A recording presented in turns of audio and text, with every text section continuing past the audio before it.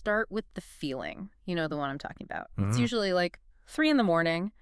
You're staring at the ceiling, and the fan is just spinning a little too rhythmically. Yeah. Or you're on a highway at night. Yes, and the white lines are just dashing past like code, and you get this weird, unshakable sensation that the world is thin. The uncanny valley of reality itself. That's it. That's the perfect phrase for it. Like if you just pressed hard enough on the dashboard, your hand might just clip through the geometry. That moment when the whole texture of existence feels more rendered than real. Exactly. It's that deep suspicion that this isn't base reality.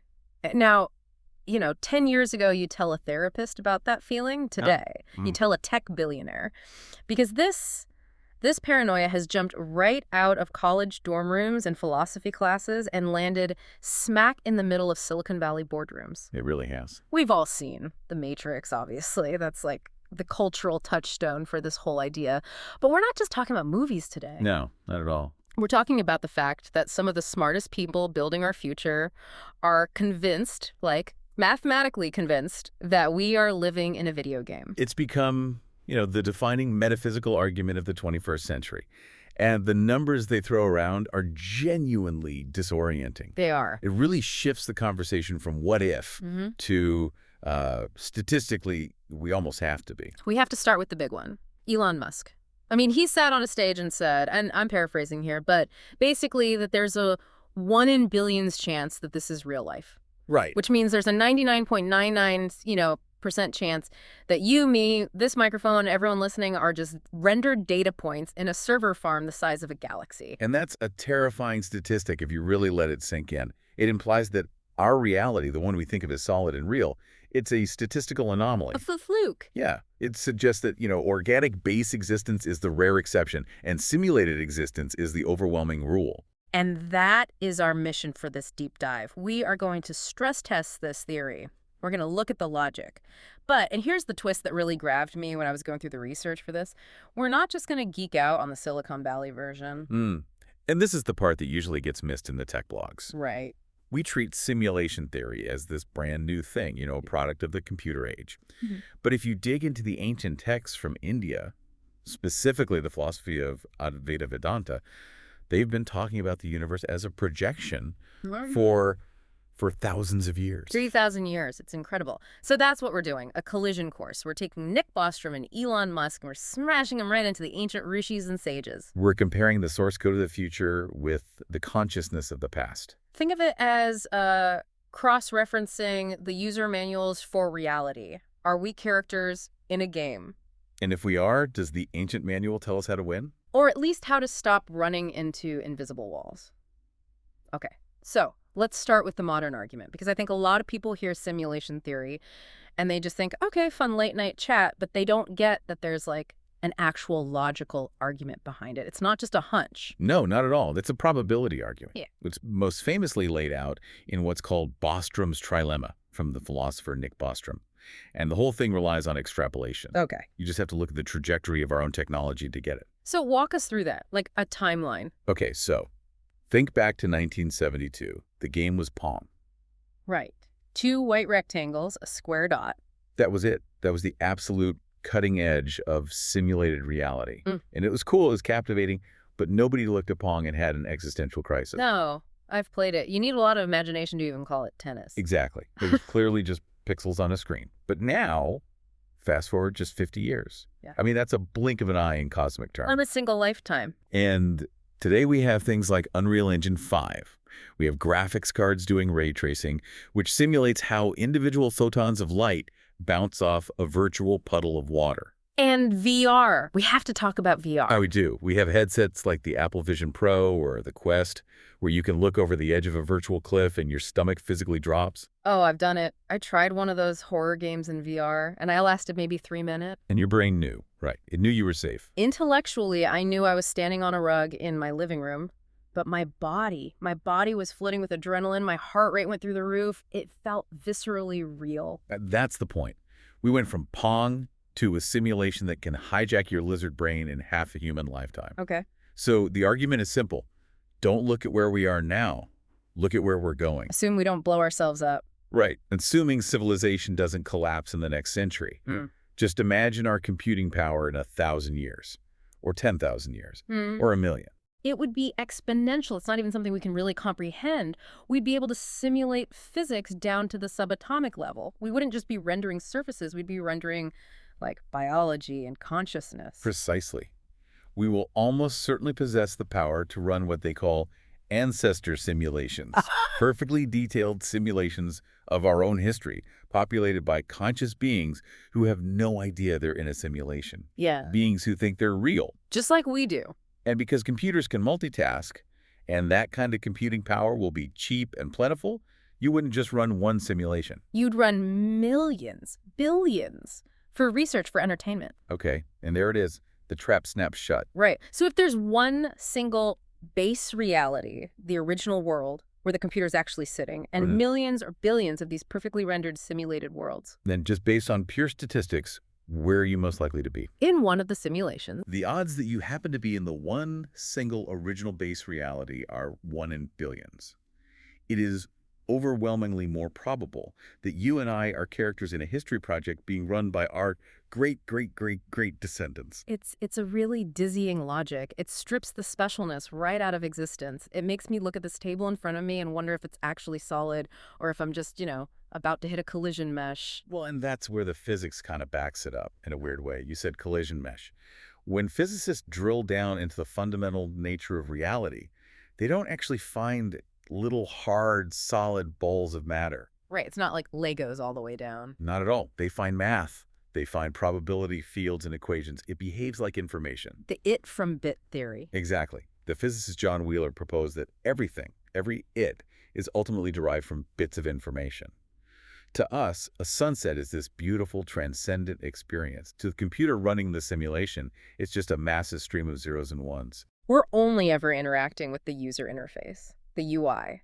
We never get to see the source code. That's the idea. Okay, so that's the Silicon Valley pitch. We're in a box generated by some higher intelligence, running on a substrate that we can't perceive. The very compelling pitch. It is.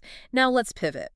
Because you're saying that if we took a time machine back to, say, 1500 BC India, walked into a forest academy, and described this exact theory to a sage, they wouldn't look at you like you were crazy. They'd probably just nod slowly and say, yes, obviously. They'd be like, we know, took you long enough. We have a word for this. We call it Maya.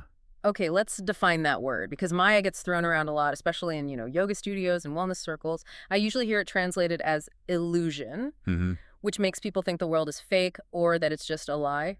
Is that a fair translation? It's the most common misconception, and it drives serious scholars absolutely crazy. I can imagine. In the philosophy of Advaita Vedanta, which is the non-dualistic school of Hindu thought, Maya does not mean fake in the sense that it doesn't exist.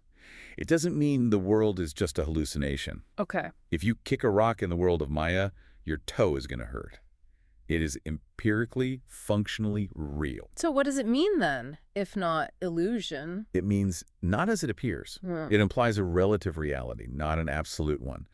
The classic analogy they use, obviously they didn't have computers, is the rope and the snake. Oh, right. I've read about this one. Set the scene for us. Okay, so imagine you're walking down a dusty path at twilight. The light is low, your vision is a bit blurry. You look down and you see this curved, coiled shape lying on the ground. And you immediately freeze. You scream, "Snake!" Your heart starts pounding, you break into a cold sweat, you jump back. The fear you feel is 100% real. The physiological reaction is real. For you, in that moment, you are in a snake reality. But then, your friend comes along with a flashlight. Exactly. Yeah. And they shine the light on it, and you see, it's just a coiled piece of rope. Now, here's the crucial philosophical question. In that moment of terror, did the snake exist? Well, in my mind, it absolutely did. But physically, on the ground, no. But the experience of the snake was totally real. You overlaid a snake reality on top of the actual rope reality. That is Maya. Wow. It's a projection of the mind that masks the underlying truth. And the sages argue that our entire waking life, our jobs, our relationships, our anxieties, our triumphs, is exactly like that snake. It is a compelling, terrifying, beautiful projection overlaid on top of the only thing that is actually there. Which is the rope. Which is consciousness. Brahman. So it's the waking dream. That's the other great analogy, the dream lion from the Upanishads. If a lion is chasing you in a dream, you are running for your life. You can feel the ground under your feet, the air in your lungs. The lion isn't fake. while you're in the dream. It's the most real thing in your world at that moment. It's only considered fake or an illusion the moment you wake up.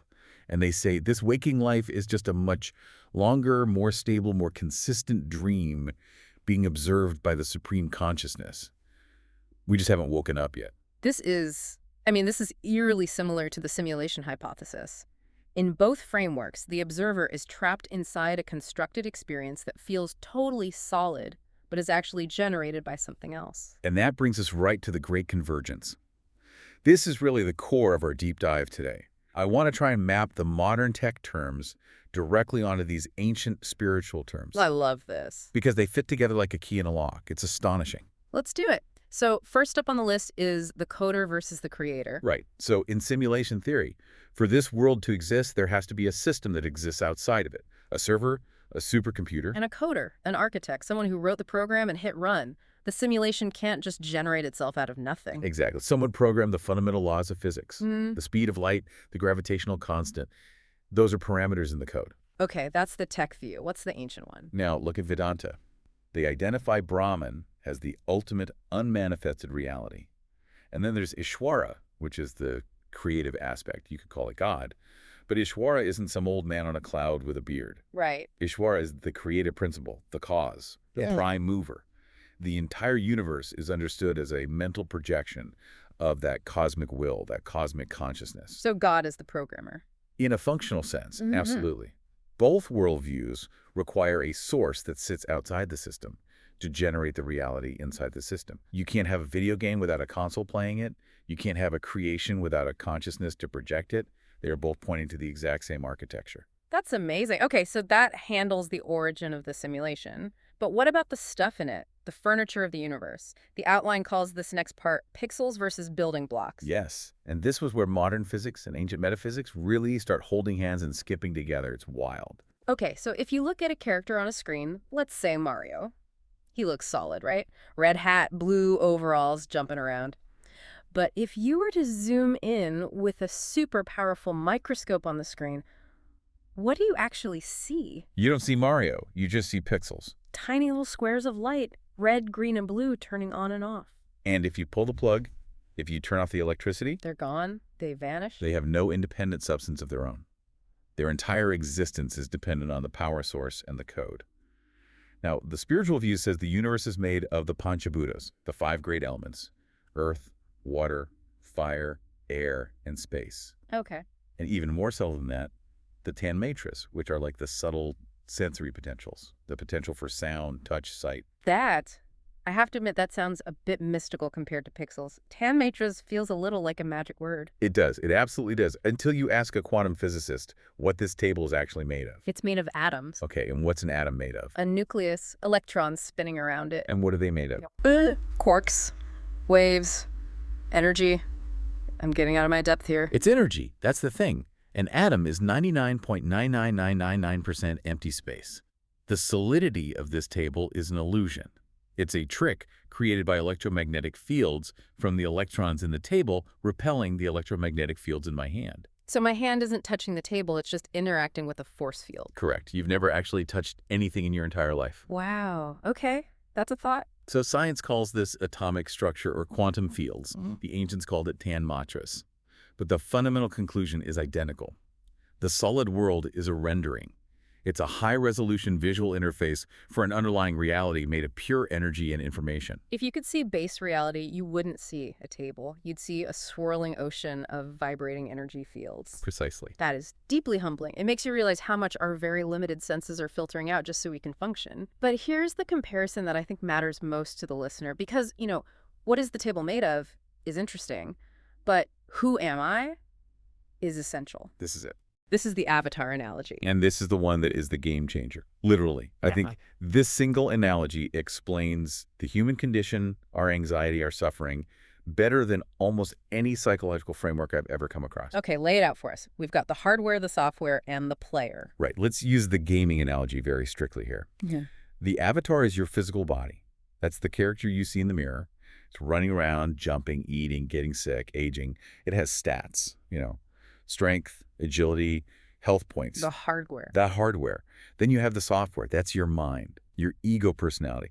It's the interface. It processes sensory data. It stores your memories. It holds your personality quirks, your habits, your inventory of skills. Okay, body is hardware, mind is software. So who is the player? The player is the soul, the Atma, the true self, the entity that is holding the controller, the one sitting on the couch, totally safe, outside the screen. This distinction is massive because when I play a game, let's say I'm playing Grand Theft Auto, I know I'm not the character on the screen. If he gets into a car crash or gets shot by the police, I don't physically bleed. I might get annoyed, I might get frustrated that I failed the mission, but I am safe. Exactly. You have what they call psychic distance. But now, here is the glitch in the human operating system. Imagine you played a game that was so immersive, with a VR headset so perfect, and you played it for so many years without ever taking a break, that you forgot about the couch. Total amnesia. You just completely lose the memory of the living room. You begin to believe, with every fiber of your being, that you are the character on the screen. That would be an absolute nightmare, because every single time the character gets hit, you'd feel life-threatening terror. Yes. You'd be obsessed with hoarding digital love coins as if they were real. You'd be terrified of the game ending, of game over, because you think you would end. And that is exactly what Vedanta says is happening to every single one of us right now. The player, the soul, the Atma is eternal, indestructible, and completely safe. But it has become hypnotized by the game and has mistakenly identified with the avatar, the body, and the mind. And all our suffering comes from that case of mistaken identity. We think the damage to the avatar is damage to us. We feel the avatar's pain as our own. We feel the avatar's fear as our own. So spiritual awakening, or what people call enlightenment, it's not about gaining superpowers or learning to float. It's just remembering. It's about breaking the identification. It's the moment the gamer suddenly pauses, looks down and says, wait a minute. I'm holding a controller. I'm on a couch. I am not the guy falling off that cliff. I am the consciousness witnessing the guy falling off the cliff. And in that moment, the fear must just evaporate. Instantly. Wow. Okay, that actually leads perfectly into the next section, which is about the mechanics of the game. Because if this is a simulation, it has to have rules. You can't just float through walls. Well, usually. In a game, there's a physics engine. Input equals output. Absolutely. A game without rules isn't a game. It's just chaos. It needs an underlying algorithm. And the spiritual equivalent of the algorithm is karma. Yes, and I love this reframing of karma because the Western understanding of karma is usually pretty poor. We tend to think of it as a cosmic judge. Right, like a supernatural Santa Claus or an angry parent. You were bad, so now I'm going to give you a flat tire. Exactly. A very personal reward and punishment system run by a moral deity who's up there keeping a naughty and nice list. But if you view it through the lens of simulation theory, karma is simply the automated code of the universe. It's the physics engine of the moral and causal universe. So it's totally impersonal. Completely impersonal. Think about it. You're playing a game and you jump your character into a pit of lava. Its health bar plummets to 0. Right. Does the computer hate you? Is the game punishing you for making a bad choice? No, it's just executing the code. If character model collides with lava texture, then reduce health parameter to 0. Precisely. Karma is described in the exact same way. It is an inviolable law of cause and effect. Action equals reaction. Sanchita karma is your hard drive, the stored data of all your past actions across all playthroughs. Prarabdha karma is the active RAM, the stuff from that hard drive that's been allocated to play out in this current life, this current session. It's not a judgment, it's a readout. That is strangely comforting. It takes the guilt and the anger out of it. It means if things are going wrong in my life, it's not because the universe has a vendetta against me. It's just a debugging issue. I put bad data in somewhere down the line, and now I'm getting bad data out. And it empowers the player. It means the game is fundamentally fair. It's consistent. If you take the time to understand the code, you can start to play better. You realize that your actions right now are programming your future experiences. Okay, so what about levels? Video games always have levels. You start in the tutorial zone, you grind for XP, you fight a boss, you unlock new maps. Does Indian philosophy have a map of the simulation? Oh, does it ever? It has a massive detailed map. The source material talks about the locus. Locus. Yes. Traditional Hinduism describes 14 primary planes of existence. You have Bhuloka, which is our earth plane.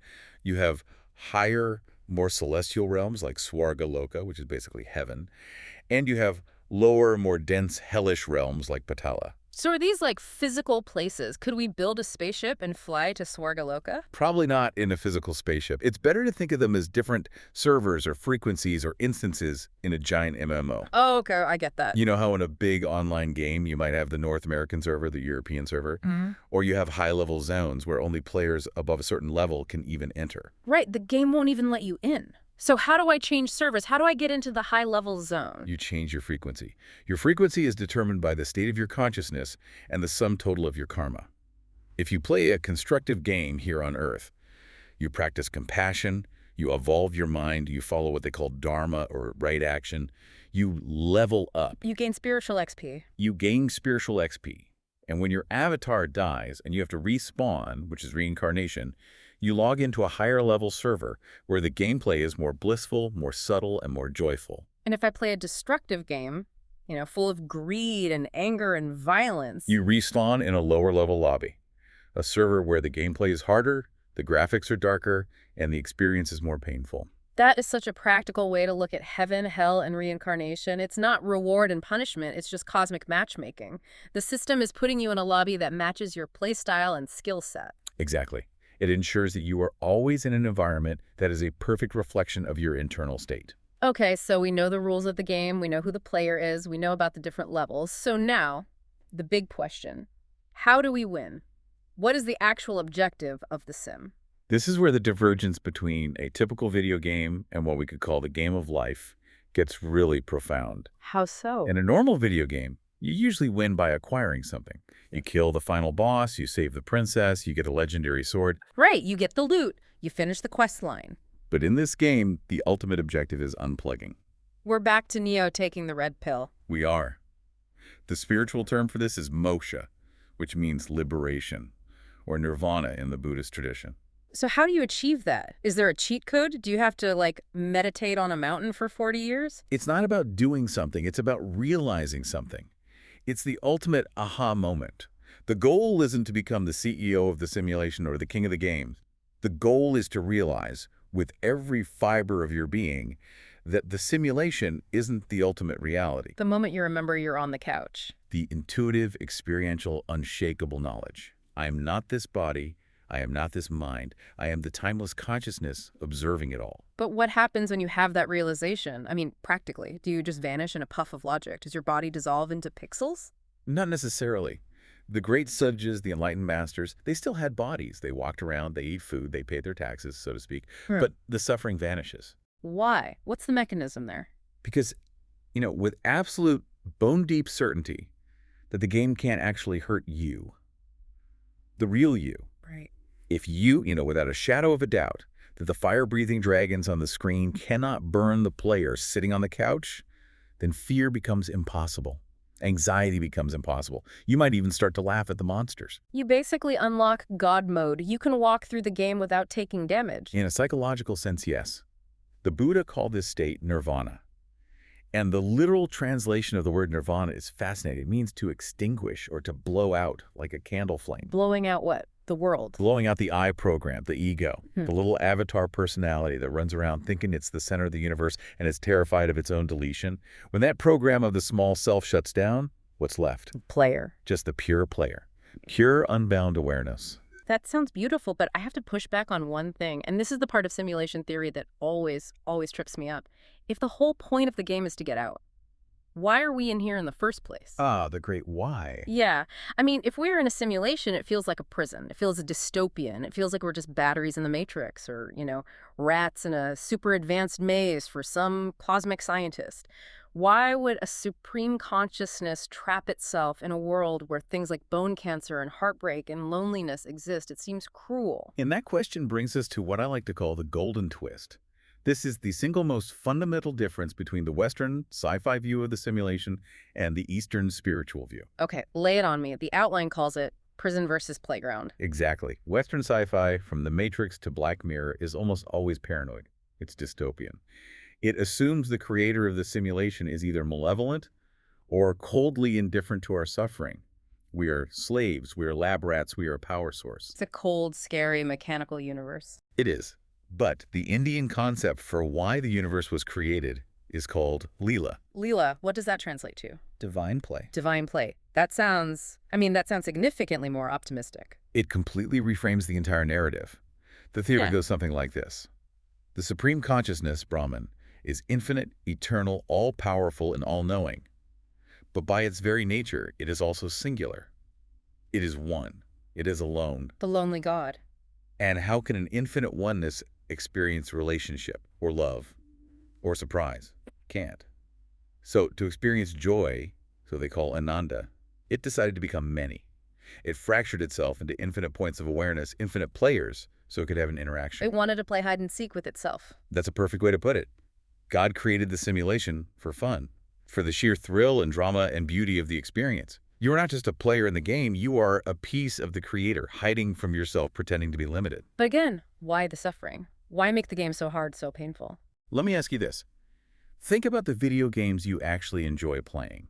Do you play games where you just walk in a straight line on a flat path and nothing happens and you win instantly? No, that's incredibly boring. I want a challenge. I want puzzles to solve. I want a boss fight that takes me 10 tries to beat. I want the risk of failure to make the victory feel earned. Exactly. We as players crave resistance. We watch tragic movies specifically to feel sadness. We ride roller coasters to feel a safe version of terror. The concept of Leela suggests that we are here because, on some higher level, we wanted to play this game. We wanted the fully immersive experience of limitation, of forgetting our own divinity. So we signed the cosmic terms and conditions before we logged in. We did, and somewhere along the way, the game got so good, the graphics so realistic, the story so compelling that we forgot it was a game. We got lost in the role play. That changes everything. It means the boss battles in my life, the hardships, the challenges, they aren't punishments from a cruel coder. They are. They're content. They're part of the thrill that I myself signed up for. It shifts the entire perspective from, oh God, get me out of this prison, to, okay, this is a tricky level. Let's see what this has to offer. How can I play this better? I am the player, not the toy. That is the ultimate secret. That is the key. If you can live your life with the lightness of a gamer, knowing it's not ultimately absolutely real, you can take more risks. You can love more freely without the paralyzing fear of loss. You can fail without it leading to utter devastation, because you know the real you is perfectly safe back on the couch. That is a massive, massive shift. It actually makes me want to engage with the world more deeply, not less, not run away from it. That is the great paradox. The more you realize it's all a divine game, the better and more joyfully you can play it. So as we start to wrap up this deep dive, we have to leave the listener with some homework, some things to chew on. The source material posed a couple of really provocative questions that are just perfect for that late night drive we talked about at the beginning. These are the kinds of questions that can really keep you up at night in a good way. The first one is a real reality check. Let's hear it.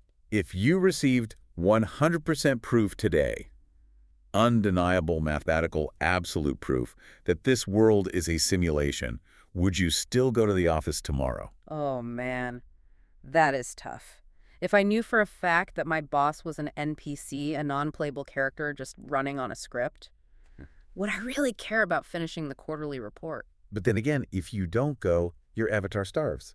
The rules of the game still apply. Right. It forces you to ask, what is the intrinsic value of my absence if the world isn't absolute? Do you do things just for the external result or for the integrity of the play itself? It forces you to find meaning in the action itself, not just in the outcome. That's deep. Okay, what's the second question? The second one is, can we view karma simply as a software program that never makes a mistake and never has a bug? That's the debugging question we were talking about. It is. If we can stop viewing tragedies and hardships as unfair or unjust and start viewing them as simply bug-free code execution, how does that change the way we react to disaster and disappointment? It requires a tremendous amount of mental and emotional discipline to look at a failure in your life and think, the code ran perfectly. I just need to adjust my inputs for the next run. It's the ultimate form of detachment. It turns your entire life into a laboratory for self-improvement. Well, listener, whether you think you're a biological accident in a random universe or a highly advanced avatar in a divine playground, one thing is for sure. The graphics in this simulation are pretty incredible. And the physics engine is, absolutely top-notch. Serious kudos to the developer on that one. Thank you so much for joining us on this trip through the digital Maya. Keep exploring the code behind the reality. And always remember, you are the player, not the toy. We'll see you in the next level. Goodbye.